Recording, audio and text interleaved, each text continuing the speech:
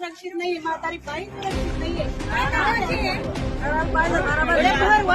बाई चालली गेली, त्याच्यावर किती जणांनी काय काय केलं म्हणजे कोणाला समजलं नाही. सात वर्षापासून एक बी पाय त्यांना इथं ठेवलेला आणि आज काय आले ते सुरक्षित नाही, आमच्या आया सुरक्षित नाही, आमच्या आज्या सुरक्षित नाही इथे महाराष्ट्रात. एवढ्या भर चौकात मी बाईसोबत असं व्हावं, खरंच लाज वाटते मला स्त्री असण्याची. एकदम लाज वाटते या स्त्री होण्याची. आज आम्ही दंडेवाले बाबाच्या इथे मोहाडी एरिया जी घटना घडलीये म्हाडामध्ये त्याविषयी मी 2 शब्द बोलू इच्छिते.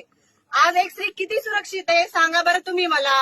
नाही, अजिबात सुरक्षित नाहीये. 2 वर्षाची मुलगी सुरक्षित नाहीये आणि नाहीये, म्हातारी आजी सुरक्षित नाहीये. काय चाललंय महाराष्ट्रात? माझं सरकारला एकच विनंती आहे, अशा लोकांना फक्त एकच शिक्षा द्या, त्यांचं भर चौकात कापून फेकलं गेलं पाहिजे.